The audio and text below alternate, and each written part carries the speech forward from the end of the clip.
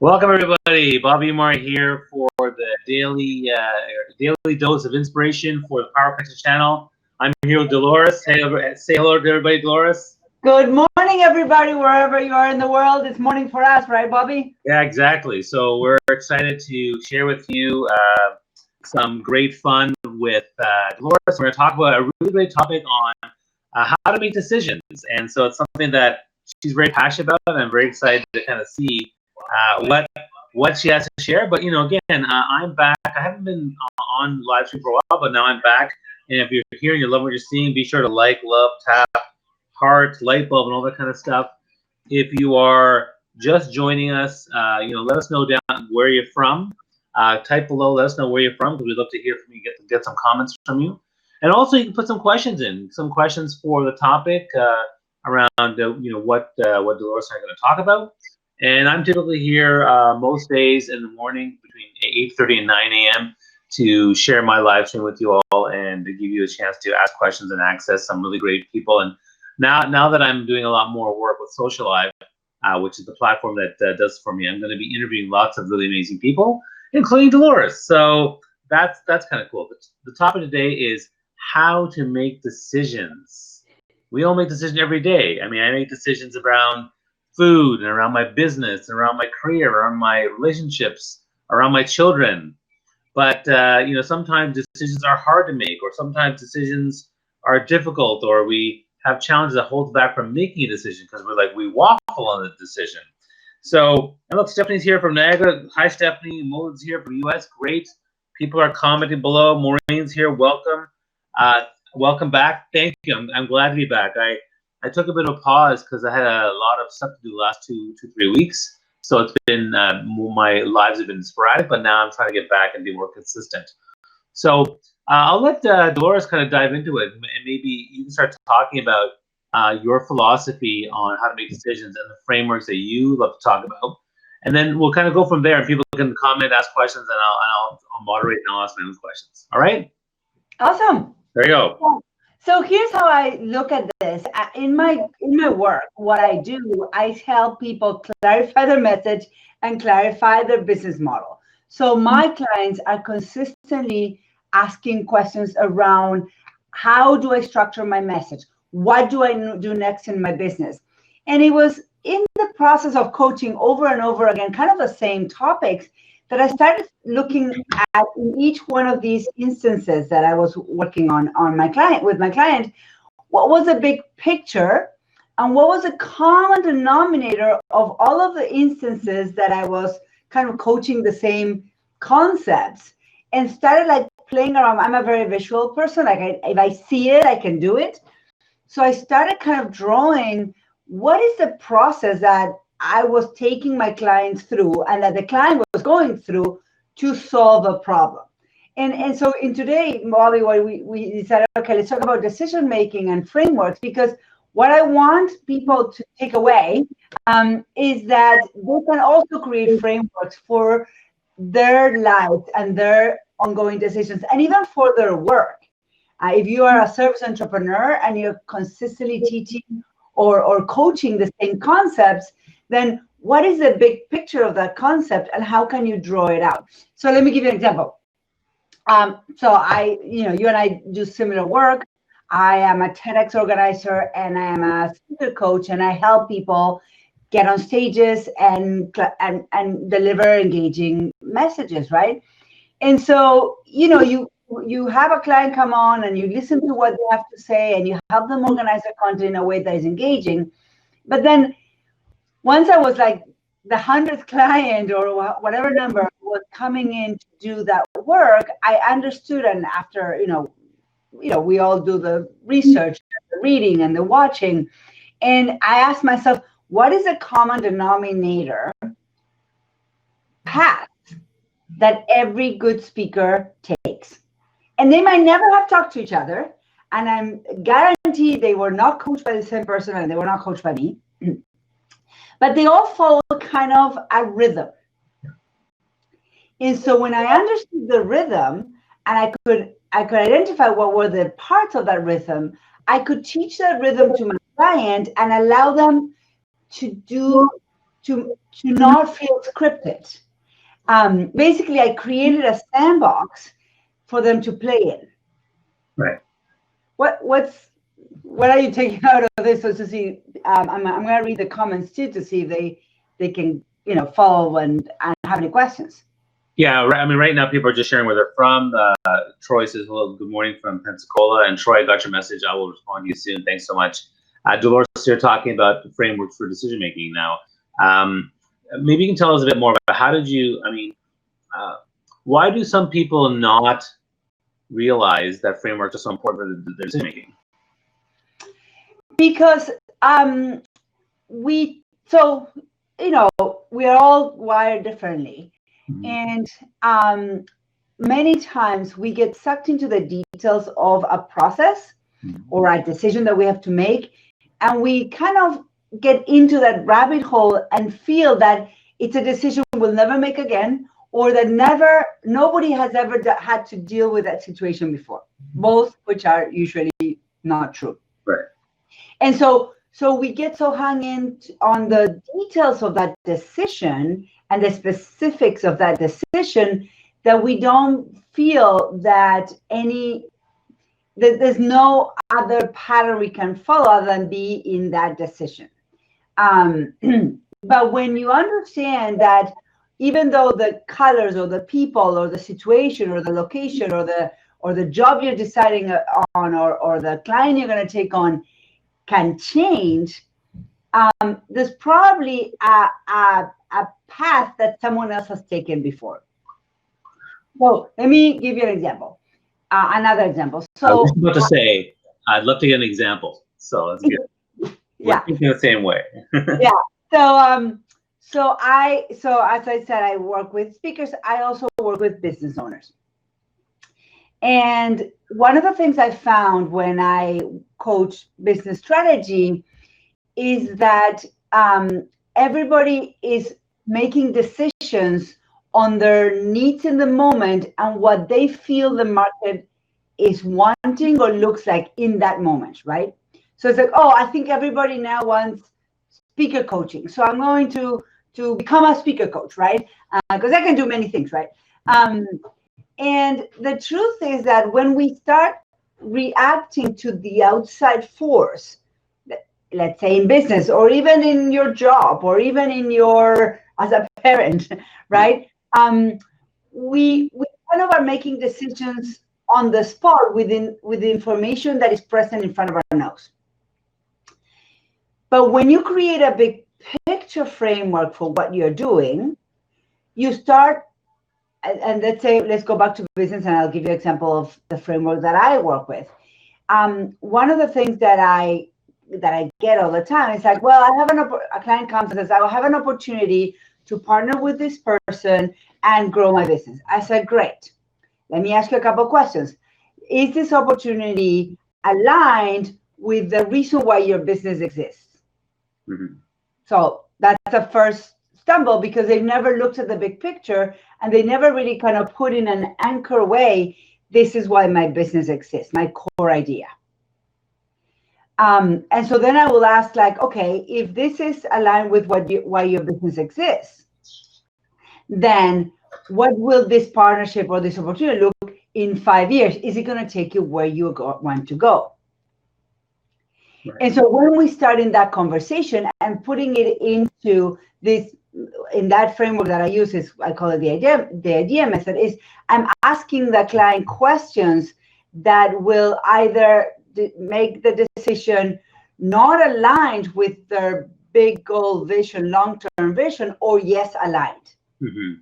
But when we don't have a framework to think things through, we'll just make the decision because it feels right. And a framework can be just something simple as those two questions. Exactly. It's not complex. Yeah. So for example, here's a framework that probably many people listening are parents. Let's say that you're parents. Here's the thing. How do you find consistency in your parenting? It's one of the hardest things to do, especially when you're parenting with a partner, right? Yeah. And so if you are not clear on what are your values, what is your big, like at the end of the day, when your child is grown and living their lives, what do you want them to say about their experience of their childhood? What is it that, we don't want to micromanage where our child will end, because that's their life, but we do want to make sure that by the time they leave our home, they have certain ways of handling life, certain common sense, certain ways to handling difficult situations. We want to equip them. Right. But if we're not clear of what that looks like, we won't be able to realize it. Right. It's almost as a dream is a framework. Right. Absolutely. If we don't allow ourselves to dream, even if it feels completely unattainable, we won't have a clear vision on where we're going. Right. No, I think that's good. And, I like the idea of frameworks for lots of things, and I like the idea of just questions around frameworks. I mean, one that I often use is around empathy, which is, when I tell people, because they're like, how do you be empathetic to any sort of thing that's going on? I say, well, there's 3 things you ask yourself. Number 1, can I understand how that person's feeling? Number 2, can I understand why they're feeling that way? And number 3, can I support how they're feeling? And if you can answer those 3 questions, you are on the way to being empathetic. And those 3 questions is your framework. Yeah, and that's a framework for empathy, right? Although I never actually position as that, this is my framework. It's just, this is what I do. Well, and that's exactly why we're talking about this, Bobby, because all of us, so here's the thing, we all use frameworks, whether we know it or not. Right. And what the reason why I wanted to chat about this morning is that when we start being aware of the frameworks we're already unconsciously using, you can start saying, oh, wait, I have something to decide. I heard Bobby and this woman this morning on LinkedIn talk about frameworks, and they told me that I'm using frameworks that I don't know about. Yeah. But when and everybody listening, start thinking of decisions that you make on an ongoing basis and what happens before you make the decision, because whatever happens right before probably is a framework. Right. And when you're confused and not sure about making a decision, then ask yourself, what are the frameworks I've used in other situations can fit in here? Right. Yeah, and that's true. Like once you start practicing a path or a methodology for doing things, you can then apply it to every area of your life or in other instances. And that's where it becomes even more powerful. I mean, I do a very similar thing when it comes to personal branding. The methodologies I use for personal branding for myself and for my clients that I coach, I apply that to everything. I apply it to parenting, business, life, relationships, and it works really, really well. So we are here with Dolores Hirschmann talking about decision-making and how to make great decisions using frameworks. People are saying hello. Maureen says, great topic, Dolores. And Sheldon says, hi from South Africa. Nirvana says, that was amazing. Moil saying, very true what you're saying. Dave Bozanko, morning, Bobby. Nikun says, morning. People are here. That's great. So Dolores is here to answer your questions. So, one of the things I want to make sure I encourage that every audience is to make sure you ask questions, okay? So you're all saying good morning and talk to each other. I think that's great. You're doing the love and the hearts and all that, which is great. You're sharing where you're from, but now's a chance for you to ask questions about decision-making framework. Maybe share with us, what is a decision you've struggled with to make, and maybe we can actually help use a framework to help you get there, right? What were we going to say? You were going to say something. Yeah, exactly. We're right in sync. I was going to say, why don't we ask them a question? Yeah. And the question I want to ask them is like, what is something you are being challenged or something that you're thinking through? And I had my daughter over this weekend. She's in college, and she came over, and she needed to make a decision. She actually joined crew. She's in freshman year, and she was kind of, I'm going to plug my phone. She was kind of trying to decide whether she should quit crew or not. And so we went through this process with her. Wow. And it wasn't that I wanted her to quit or not quit. It's her life. I'm happy if she does either. But we went through, like, I literally asked her, so, okay, what about crew do you love? And I made a list. And then I asked her, what about crew do you really not enjoy or is interfering with something else? And she made a list. And I said, if you stop doing that, what are you making room for? Right. Meaning, you're stopping that because it's either you're tired, or you can't do homework or whatever. Okay, great. But, there's parts of that you love. So how are we going to design that things that you did love about crewing in another way? And so we went through that process. And by the end of the day, she said, well, I love the exercise and this. So I put together a team of women that I'm going to exercise with them every morning. Great. So again, it's the process of thinking things through and breaking them down that really allowed her to process and not feel that she was just making a rush decision because she was tired, but really making a thought through decision that included her brain, but also her gut. Wow. No, that's great. That's great. I think that's, and so maybe, again, everyone, if you're there, like, ask questions of decision making and decisions you've struggled with. I mean, I think for me personally, the decisions that I've struggled in my life have always been, one was always around food and eating and my health. So I think, just making that call to try to be better and more healthy. But the other one was always about, my career, because I had 4 different careers and I kept trying to hem and haw what I really want to do. And it took me a while to really find and make that decision. So I find that for the really, really big decisions, they take forever. And then for the really small ones, I'm really, really fast. Boom, boom, boom. Like I'm a quick decision maker. There's other people that can't even make the small decisions. They take forever just to decide what kind of ice cream to get. Like, oh my God, well, I could have nuts and I can have a sweet, but I can have chocolate. And I'm like, they freak out. Yeah. For those small things, what can you do for the small? What can you do for those small things? I'm curious about that. So we have Frank here on the line who says, I make decisions quickly, just like you, Bobby, right or wrong. I usually go by gut feeling, right? And then he says, how do I back up, basically reflect to see if I truly do use a framework, even if it's unconsciously. Frank, that's great. So yes, of course, there are. So here's the thing. Even the decisions that we do quick, and I'm a 100% intuition kind of person, like if I feel it, like I feel like I want to go for it.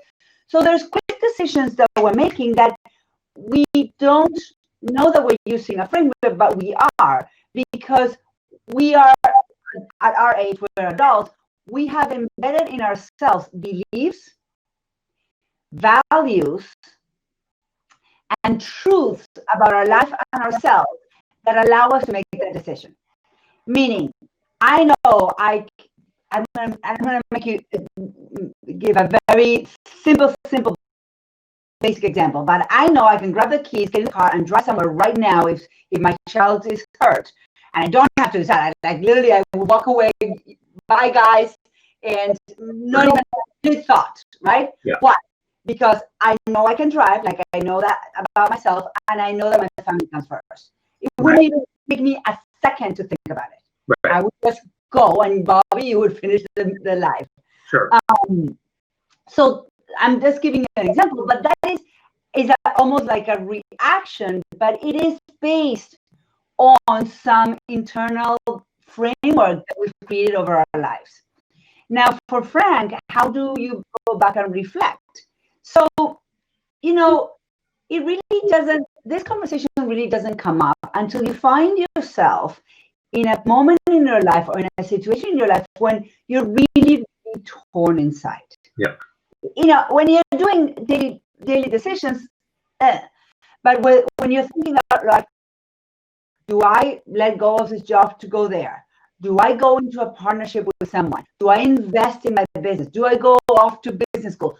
Those are moments I'm staying with the business decision because we're now on LinkedIn and another platform, but that's what we're talking about. But it could transfer to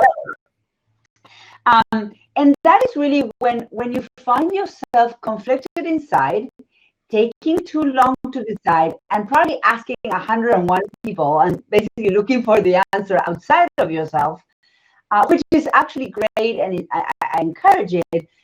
But many times it feels like we're just kind of throwing spaghetti to the wall to see, okay, what is the best way here? Mini, mo. Yeah. That's when you really want to start asking yourself some hard questions. So for you, Frank, if you want to uncover, just as a game, if you want to uncover what is your decision-making process, go back in time to maybe 1 or 2 moments in your life where you made a big decision. Whether it's done right or wrong, it actually doesn't matter, because what you want to see is what happened right before you made the decision. What was your process? Does that make sense, Bobby? Yeah, no, totally. I totally get that. And it looks like Michael's script also says, isn't it the ability to ask the right questions that move the decision-making process along? What comments? Isn't the ability to make to frame, to put the right questions, you mean? Is that what you said? He's basically saying, I think he's referring to like the idea of just the decision framework. So isn't it the ability to ask the right questions that move the decision-making process along? Absolutely. I mean, we were just saying a set of the right questions is actually a framework. Yeah. So exactly. The framework can be as simple or as complex as you want to make it.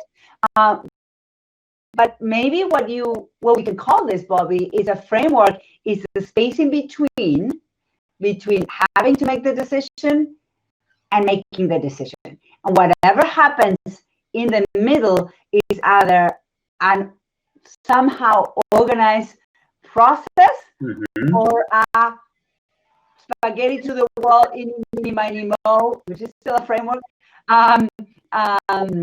And then the decision comes and you kind of close, have you ever, I've done this, close your eyes like, okay, I'm just going to jump and see what happens. But there wasn't much there. Right.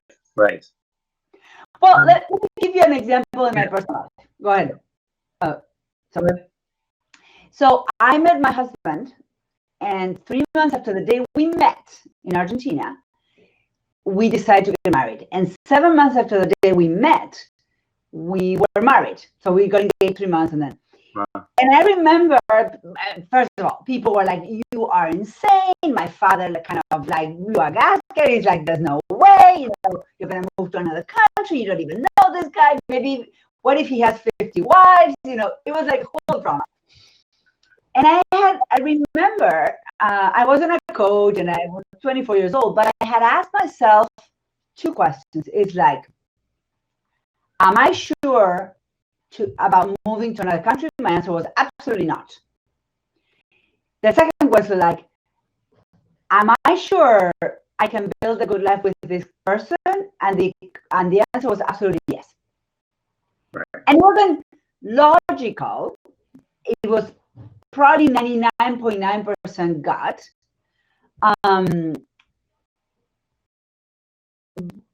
But I felt it right, just like Frank, he felt it right. But I still use a simple 2-question framework to ask myself, what was it about it that wasn't really the stuff that I wasn't sure? And so the part that I said no, I brought it up in conversation. And I said, look, I think we're going to be great. I'm not so sure about moving to another country. Is that negotiable? And yeah. He's like, absolutely. If it doesn't work out there, we move there. And I was like, okay. Wow. Okay, that's good. I'm just going to, again, we're talking here to Dolores Hirschmann about decision-making process and frameworks, how to make good decisions, solid decisions. And first I want to say howdy to Diana, all the way from Melbourne, Australia. She mentions that the mics are rattling. I'm not sure how that, my laptop's right here. So my mic is on the computer, yeah. And then let's see, Molid says everyone has a framework which they use consciously or unconsciously. Only difference is that it works for you or it doesn't. We need to learn to adapt to other types of frameworks and constantly move forward if it doesn't work. Yeah, so that's a good question. How do you know if your framework isn't working, and then how do you evolve and adjust it? Yes, and I think what I'm reading from her comment, from the comment as well, is how can we collaborate frameworks, right? How can we be in a meeting when we have to make a decision with another human being or many other human beings, right. And how are we gonna align? I think let's put a framework here, Bobby. I think the first step would be that when we come to the table to make decisions as a group, it's important for everybody to ask the other person, okay, that's what you think we should do. Tell me how you came up with that decision. So when we kind of put on the table everybody else's framework and say, well, this is what I did to come up with a decision, and the other person will share that. And that's a process that you can even you can put on the board and get common denominator thinking patterns, right? And I think how do we know if our framework is working, and how do we learn to use others? Again, it's thinking, there's always, if you're making a career decision, I guarantee there's millions of people who have made that similar decision before or are doing it with you.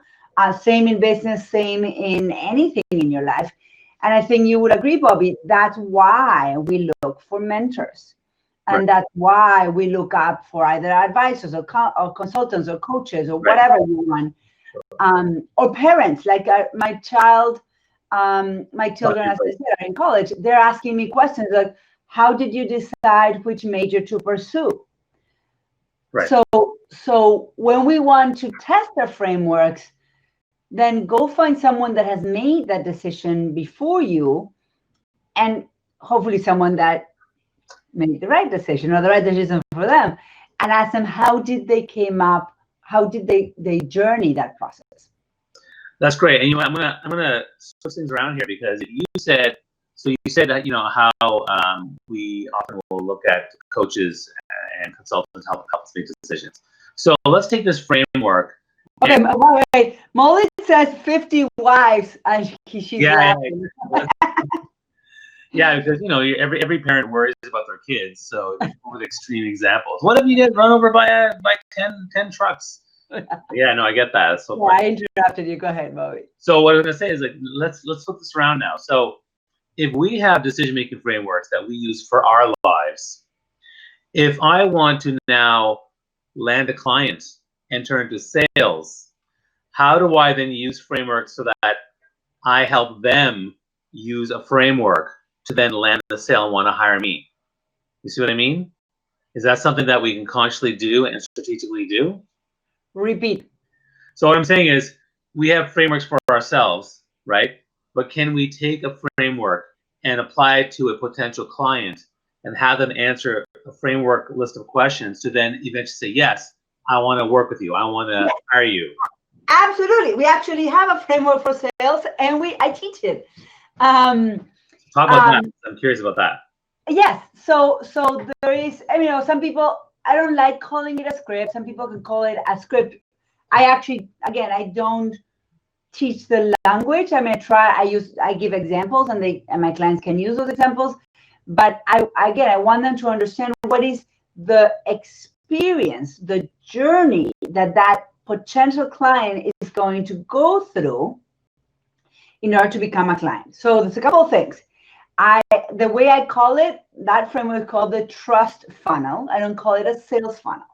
Sure. I call it trust funnel, because I believe that a sale is a consequence of two people or an organization and a human being, again, all human beings, trusting themselves. One trusts themselves to solve a problem, the other one trusts the company to solve the problem, right? So there's a process. And so if you've done your work right and you've created a journey for that person to trust that you are the right expert, and you come to a conversation, let's say you have a sales call or a closing closing the sales call, a closing call, then in that particular moment, let's say 30 minutes, you really want to create an environment where you let the client identify the gap. So where are they right now? And also identify where do they want to go. But the client has to verbalize that. Right.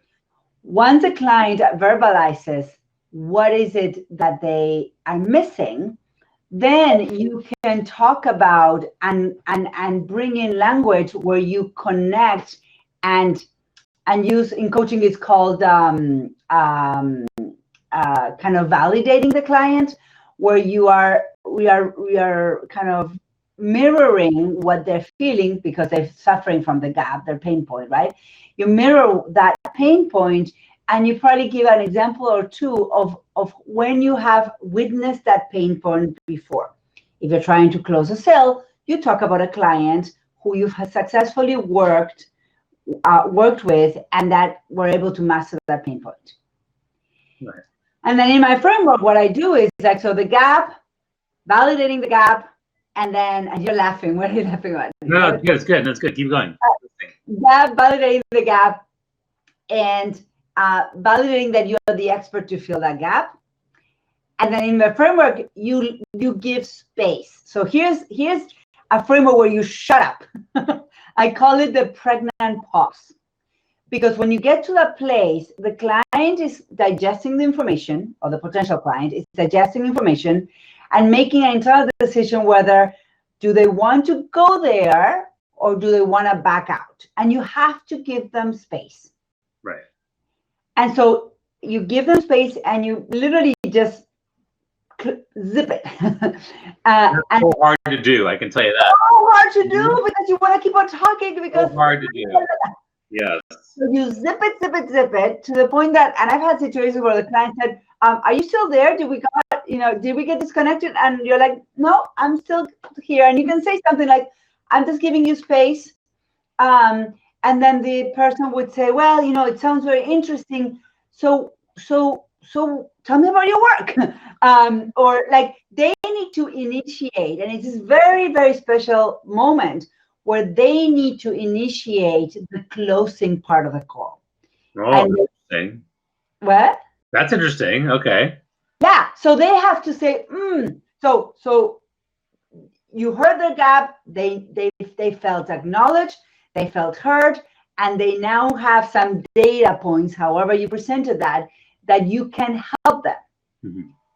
Now, they need to make the decision if they want to pursue that help by asking the question, tell me about your services, or what does the program look like, or how much you charge, however they ask it.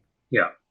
And then you go and you explain the options and the pricing and the service and whatever. And then it kind of unravels and you do whatever you do. You either get their credit card, send follow-up information, however you close, you go into that.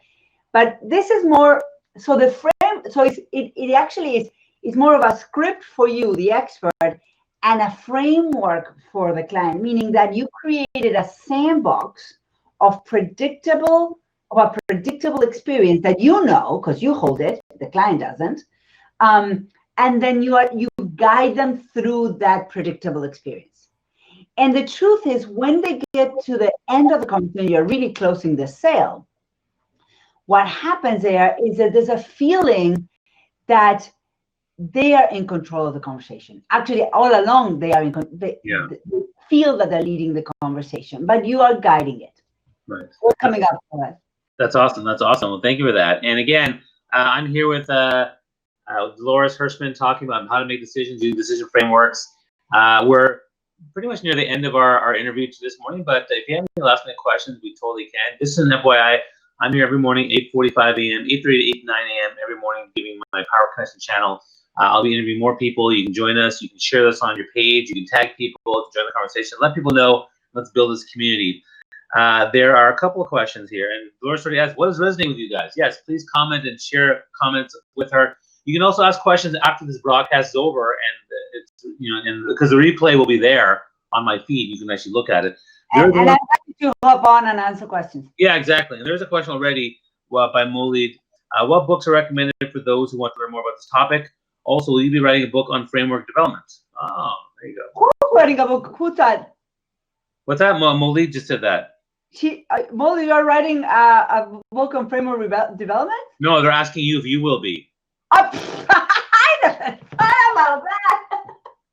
Okay, Molly, you just gave me a to-do list. Exactly. When's your book on this? Exactly. I never thought of that. I mean, oh, wow. Yeah. So you haven't written one, but you should clearly. And number two, they also want to know what books you recommend for learning more about this topic. Okay. So first, continue chatting on this. I'm gonna follow the thread throughout the week, and I'll come in and chat. You can also find me in Dolores Hirschmann on LinkedIn or mastersinclarity.com. Bobby, if you want to type that on the chat, mastersinclarity.com.